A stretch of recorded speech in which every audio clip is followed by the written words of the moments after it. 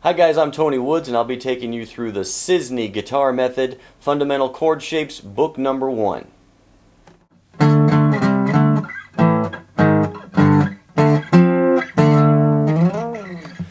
Hi guys, okay, welcome back. So we're working through the key of A. We're going to depart from our key of A open chords for just this brief lesson to go back and do a review on our 5th and 6th strings, which we've already learned.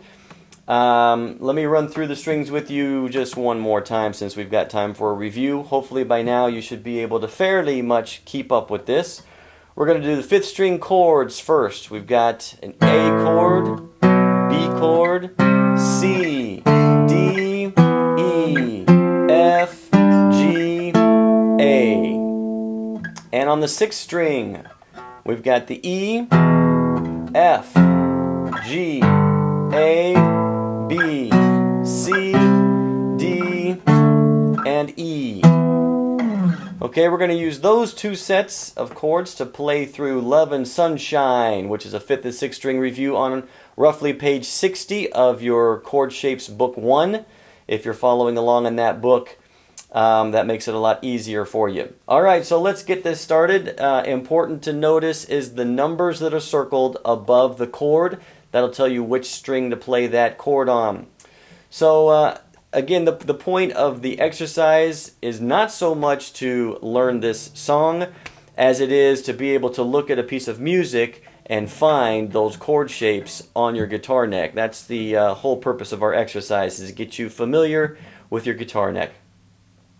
Okay, so we're going to start off with the D on the 6th string. That's going to be the 10th fret. We're going to play it here. 2 strums of that, back to the C chord, and back to the D chord. Dropping down to the 6th string A flat, G. Now moving on to the 5th string, we've got a D, an F, and a D. Okay? We've got 2 dots there. That means repeat that, so let's repeat it. Actually, hopefully you're working through this exercise on your own first and be able to find all of these chords yourself. I just thought of that. If I'm showing you where they're at, that kind of defeats the purpose. You should have to go up your neck, A, E, F, G, A, B, C, D. You should be having to find those chords yourself. So use the video to double check your progress, okay? You should be trying to find these. Okay, so let's try that top line again. 2 D's on the 6th string, a C, and a D. Then we're going to go A flat, G, to the D, to the F, to the D. Okay, now we're going to move down to the 5th string, going all the way up to the G chord. So this is how you would do it if you don't know where the G chord is already. Just go through all of your chords until you find it. The A, the B, the C, D, E, F, G. G is at the 10th fret. Again, it's not going to help you guys if you're just listening, trying to find where is that chord. You really want to look at the chord on your music and intentionally find it. Don't kind of haphazardly find it by ear. Make sure you know where you're playing it. Okay, here we go. 5th string G twice, back to the F, and back to the G. Then we're going to go down to the 5th string D, a D flat, a C, up to the 6th string G, 6th string B flat, and back to the 6th string G. Alright, so one more time. The G, 5th string, F, G, D, D flat, C, 6th string G, B flat, and back to the 6th string G. Okay, that's the exercise, guys. Good luck with that. Again, that should just double check your progress. Good luck with that, and we will, let's include, why don't we include the blues scale? We've got a little bit of time here, guys. So let's go ahead, and if you look at page 61, we're going to start a new solo. It's going to be called the blues solo because it sounds kind of bluesy. And we are going to use the ever-famous pentatonic box for this. It's not going to mean much to you. I would just suggest you memorize the scale pattern now. So, if you're looking at page 61 or thereabouts in your book, it shows you what the pattern looks like. And then down below it, it shows you the tablature to play each of those notes. I notice for new students it's confusing playing that scale. So let's make sure we walk through it together. First finger on the A 6th string. And what we're going to do for this particular scale, let's go back to using our position playing, which means you define your position with your first finger. The next fret is played with your second finger. The next fret is played with your third finger. The next fret is played with your pinky. So if you need to play this note, you got to use your pinky. If you need to play this note, you got to use your second finger. Make sure you're using the right finger for this scale. So what I'll do is I'll go down the strings and I'll call out the right finger and the right string. So we're going to go first finger, pinky. Down to the 5th string, first finger, third finger. Down to the 4th string, first finger, third finger. Down to the 3rd string, first finger, third finger. Down to the 2nd string, first finger, pinky again. Down to the 1st string, first finger, pinky again. Make sure you don't get your scale upside down. On the high strings is the two wide ones, first finger pinky, first finger pinky. Sometimes people try to play that one up here. So up here on the low string, you've got the first finger pinky. If you move all the way down to the 2nd string, you got first finger pinky, first finger pinky. So here we go through the scale again. First finger pinky, first finger, third finger, first finger, third finger, first finger, third finger, first finger pinky, first finger pinky. Now for now, this doesn't always hold true, but we're going to call this a minor pentatonic box.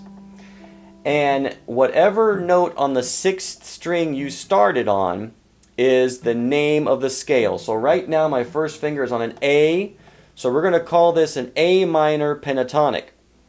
If I move my finger up to the B and play the same thing, first finger, pinky, first finger, third finger, first, third, first, pinky, first, pinky, we're going to call that a B minor pentatonic. Alright, so anywhere we put this scale, anywhere your first finger is, that's the name of the scale. Right now my first finger is on the D on the 6th string. So we're going to play our pentatonic box right there. It's going to be called a D minor pentatonic box. First finger, pinky, first finger, third, first, third, first, third, first, pinky, first, pinky. Oh yeah, we should be descending the scale as well. So play the scale backwards also. Pinky, first finger, pinky, first finger, third finger, first, third, first, third, first, pinky, first. Alright, so those are the most popular places to play it. Try it on the A, try it on the B, try it on the D, and if you can make it, try it on the E. That's pretty high up on the guitar neck. You could even play it back here at F sharp. That'd be a good spot too. So let me run through the F sharp scale with you. Okay, here we go. First finger, pinky, first, third, first, third, first, third, first, pinky, first, pinky, backwards. Pinky first, third first, third first, third first, pinky first. Okay, so since we've got a little bit of time, guys, I'll strum some chords. And why don't you play the scale just for fun? Don't try to do anything fancy. Just go up the scale and back down the scale. And just keep making that loop for as long as you can until I tell you we're going to a different chord progression, okay? So put your first finger on the A and start playing that scale. I'll play some chords for you.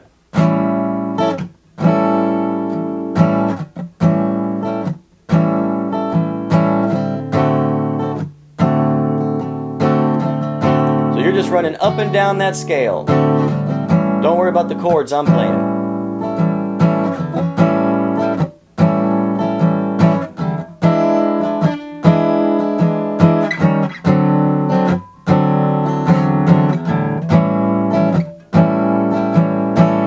And then make sure you end that scale on that A. Okay, let's move it so you can play the scale in a different place. Let's move it up to the B. As soon as I start playing chords, you just run the scale straight up and down.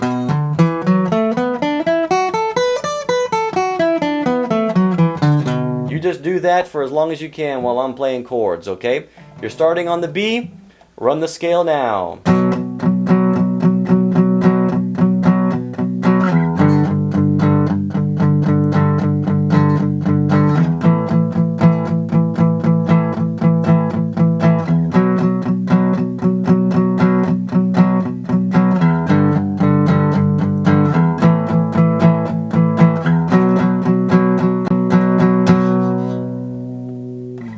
Alright, that's an idea of what it's like to solo to a certain degree.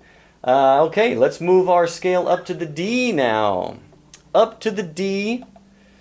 And again, first finger on the D. You just play the scale up and down. Even though it's going to be slow at this point, I realize that. Okay? And I'm going to play some chords for you. So you're on the D. Play the scale now.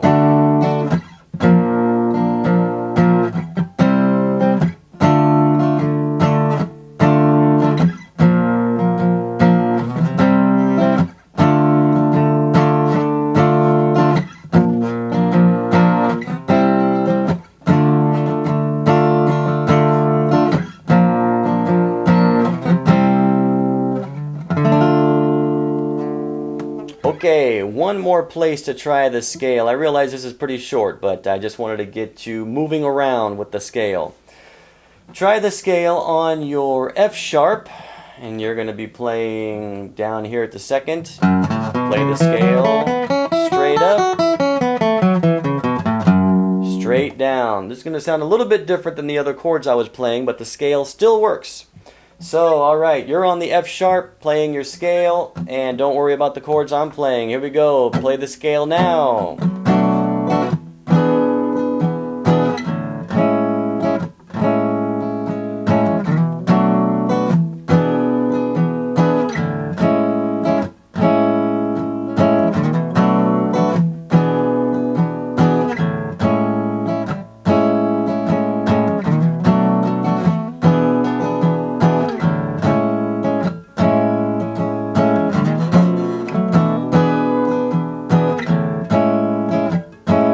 Should be sounding kind of happy, kind of like maybe a little bit of jazz, but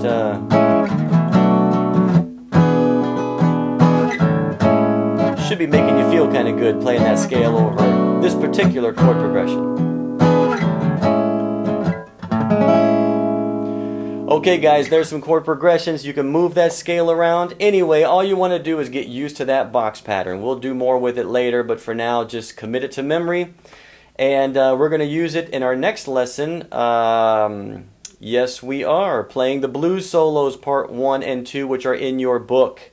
Okay, hope that is good. 5th and 6th string review today, as well as pentatonic box, the minor pentatonic box.